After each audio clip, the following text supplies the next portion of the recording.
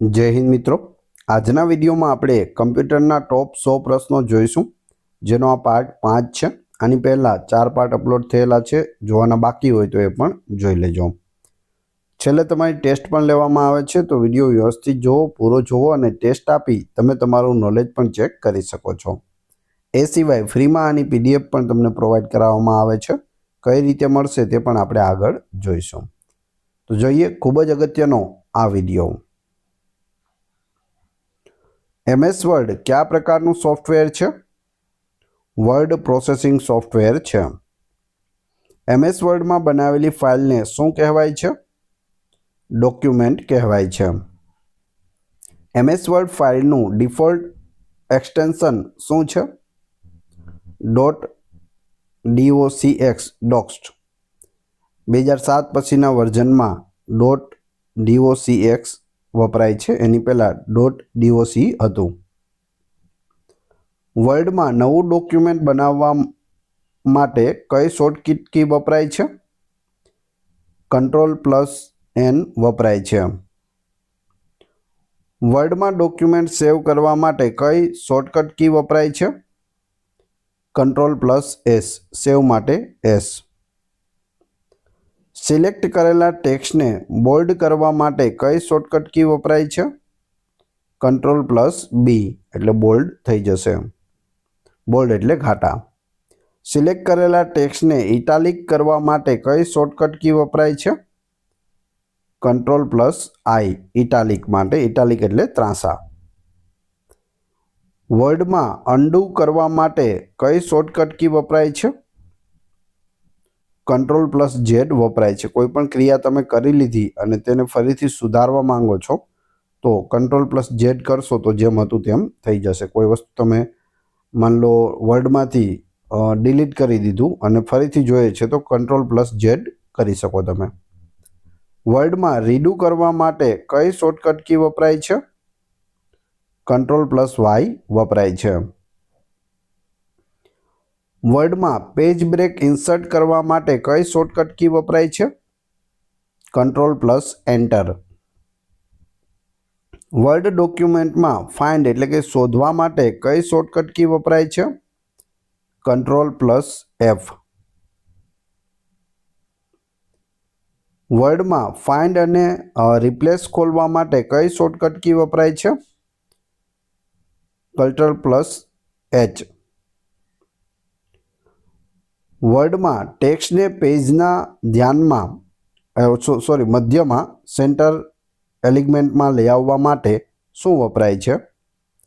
Ctrl+E વપરાય છે। વર્ડમાં ડોક્યુમેન્ટનું formatting કરવા માટેના ટૂલ્સ કયા ટેબમાં હોય છે?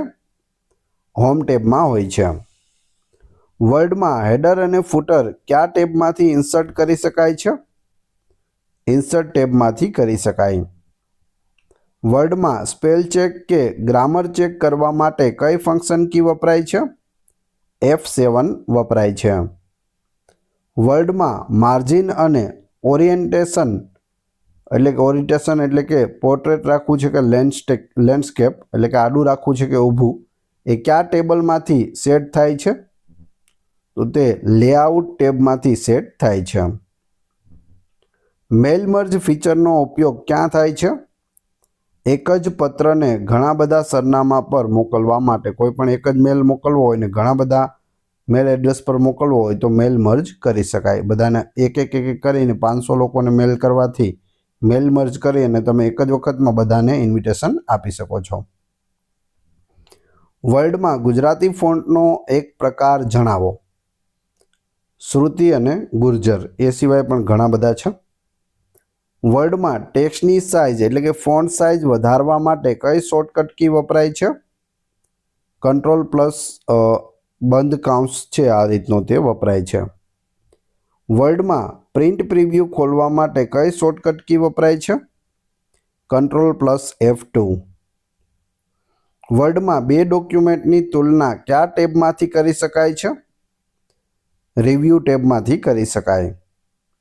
MS વર્ડ 2003નું ફાઇલ એક્સટેન્શન શું હતું?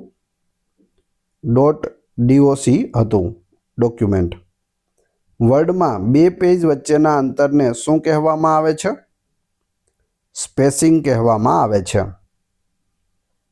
વર્ડમાં પસંદ કરેલા ટેક્સ્ટની નકલ કરવા એટલે કે કોપી કરવા માટે કઈ શોર્ટકટ કી છે?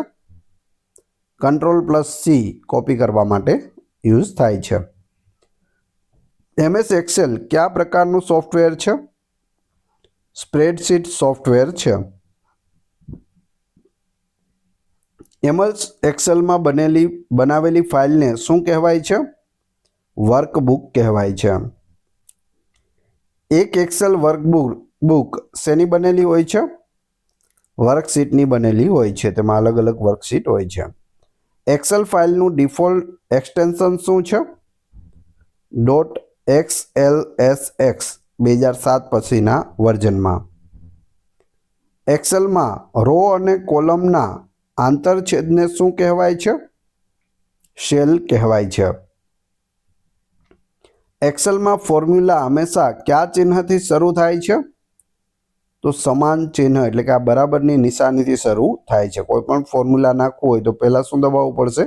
બરાબરની નિશાની. સેલ એડ્રેસ જેમ કે A1 ક્યાં દર્શાવવામાં આવે છે? નેમ બોક્સમાં દેખાય છે. એક્સેલમાં ડેટાનો સરવાળો કરવા માટેનું મુખ્ય ફંક્શન કયું છે? બરાબર સમ છે. SUM સમ. એક્સેલમાં સરેરાશ એટલે કે એવરેજ ગણવા માટે કયું ફંક્શન વપરાય છે? બરાબર એવરેજ. એક્સેલમાં વર્તમાન તારીખ દર્શાવવા માટે કયું ફંક્શન વપરાય છે? બરાબર ટુડે. એક્સેલમાં વર્તમાન તારીખ અને સમય બંને જોવા માટે કયું ફંક્શન વપરાય છે? બરાબર નાવ. એક્સેલમાં ડેટાને ચડતા કે ઉતરતા ક્રમમાં ગોઠવવાની પ્રક્રિયાને શું કહેવાય છે? સોર્ટિંગ કહેવાય છે. એક્સેલમાં શરત આધારિત ડેટા જોવા માટે કઈ પદ્ધતિ વપરાય છે? ફિલ્ટરિંગ વપરાય છે. કોલમની પહોળાઈને આપોઆપ એડજસ્ટ કરવા માટે શું કરવું? કોલમ હેડર પર ડબલ ક્લિક કરવું એટલે કે ઓટો ફિટ થઈ જશે. એક્સેલમાં નવી વર્કશીટ ઇન્સર્ટ કરવા માટે કઈ શોર્ટકટ કી વપરાય છે? Shift+F11.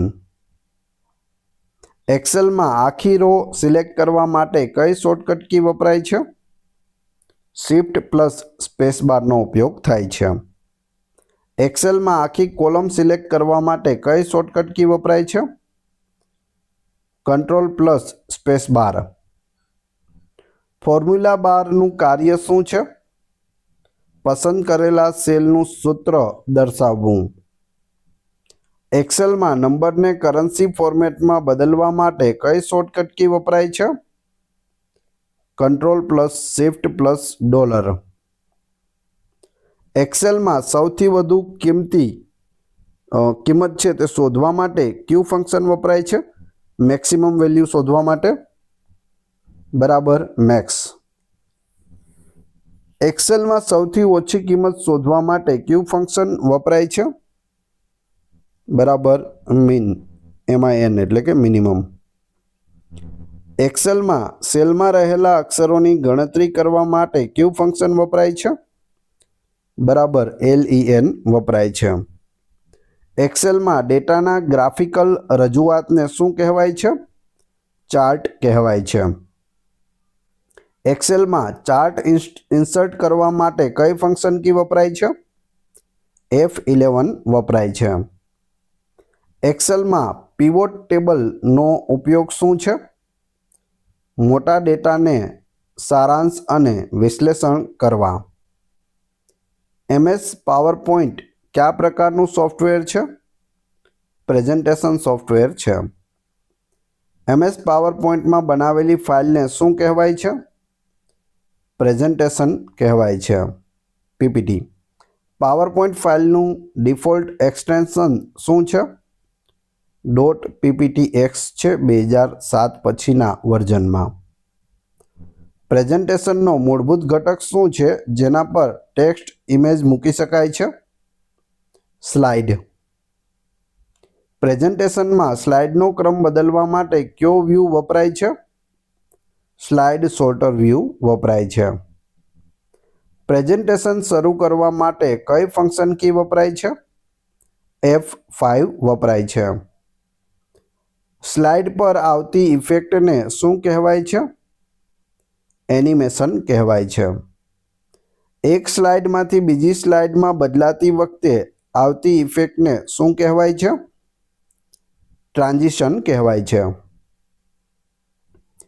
પાવરપોઈન્ટમાં નવી સ્લાઇડ ઇન્સર્ટ કરવા માટે કઈ શોર્ટકટ કી વપરાય છે? Ctrl+M વપરાય છે. પાવરપોઈન્ટમાં સ્લાઇડનું લેઆઉટ કયા ટેબમાંથી બદલી શકાય છે? હોમ ટેબમાંથી બદલી શકાય. પાવરપોઈન્ટમાં ડિફોલ્ટ લેઆઉટ કયું હોય છે? ટાઇટલ સ્લાઇડ હોય છે.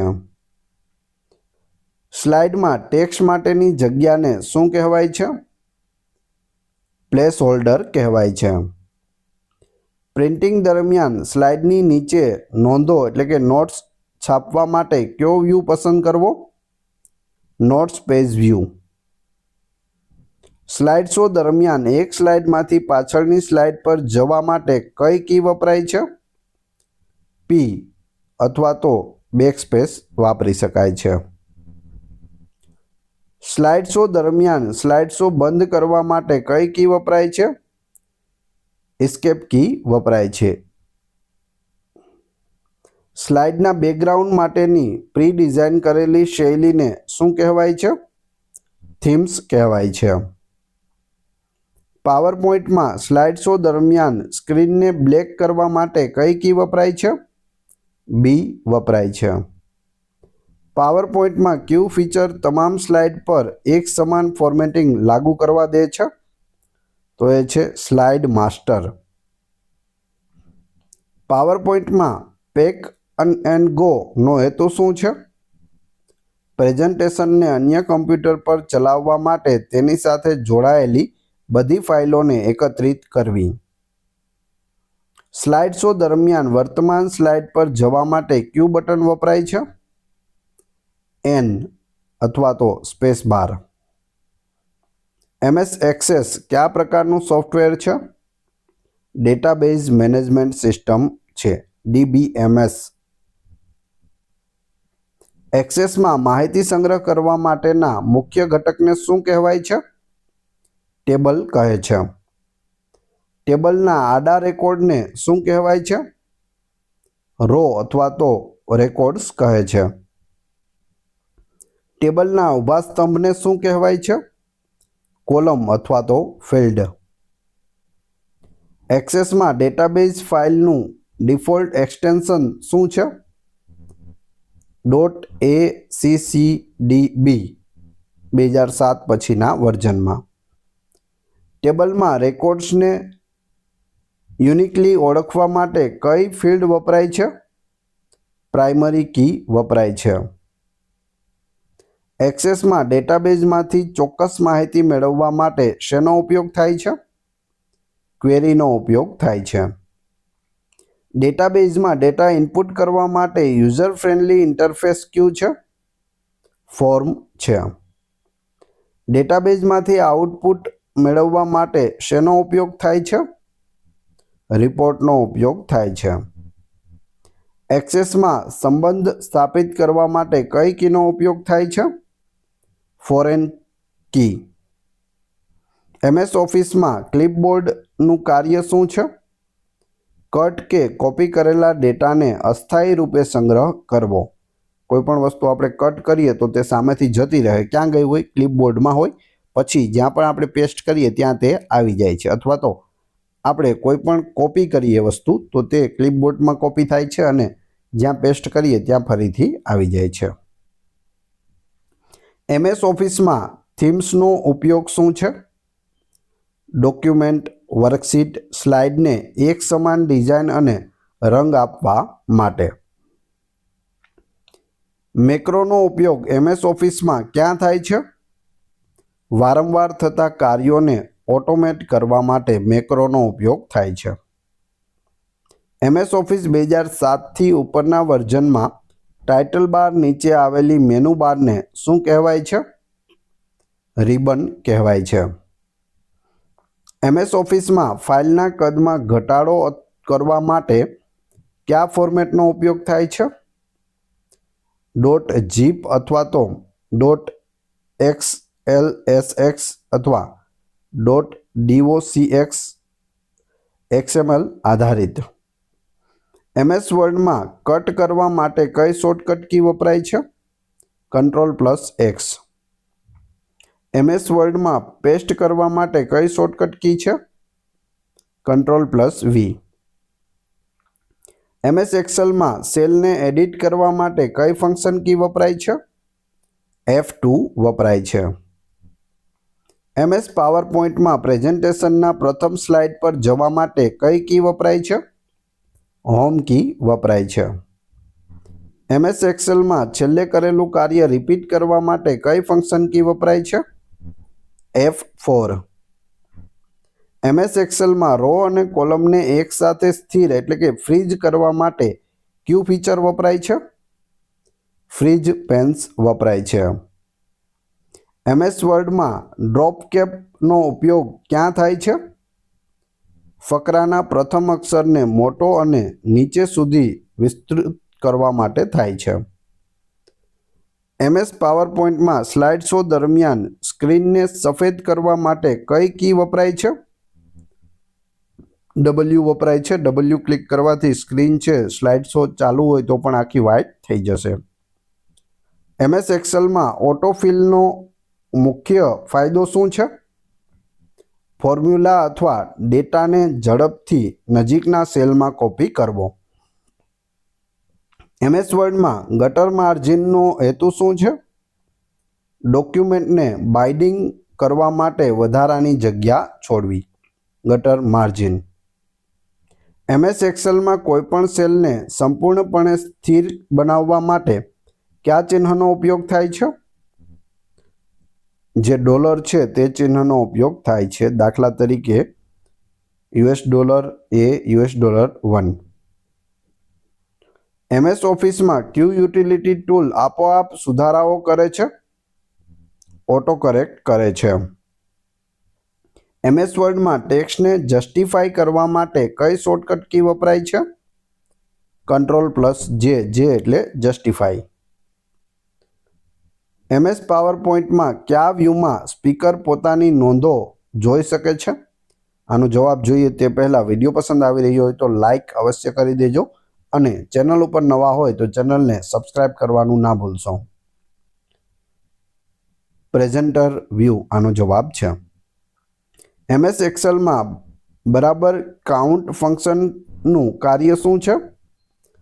આપેલ શ્રેણીમાં ન્યુમેરિકલ મૂલ્યો ધરાવતા સેલની ગણતરી કરવી.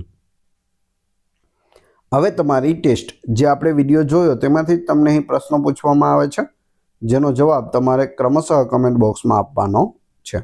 એ પછી આની PDF ફ્રીમાં કઈ રીતે મળશે તે પણ આપણે આગળ જોઈશું. વિડીયો પસંદ આવી રહ્યો હોય તો લાઇક, કોમેન્ટ, શેર અને સબસ્ક્રાઇબ કરવાનું ના ભૂલશો. આ ચેનલ ઉપર ઘણા બધા વિડીયો અવેલેબલ છે. તમે ચેનલના નામ ઉપર ક્લિક કરી વિડીયોમાં જઈ બધા જ લેટેસ્ટ વિડીયો જોઈ શકો છો. ટેસ્ટમાં પ્રથમ પ્રશ્ન છે, વર્ડમાં અન્ડુ કરવા માટે કઈ શોર્ટકટ કી વપરાય છે? બીજું, MS એક્સેલમાં બનાવેલી ફાઇલને શું કહેવાય છે? બંનેના જવાબ ક્રમશઃ કમેન્ટ બોક્સમાં આપી દેજો. આ વિડીયોની ફ્રી PDF આપને ટેલિગ્રામ અને વોટ્સઅપ ગ્રુપમાં મળી જશે. બંનેની લિંક છે તે ડિસ્ક્રિપ્શનમાં આપેલી છે, ત્યાંથી તમને મળી જશે. આશા રાખું છું આવનાર બધી પરીક્ષા માટે આ વિડીયો તમને ખૂબ જ ઉપયોગી થશે. મળીએ છીએ નવા વિડીયોમાં. જય હિન્દ, જય ભારત.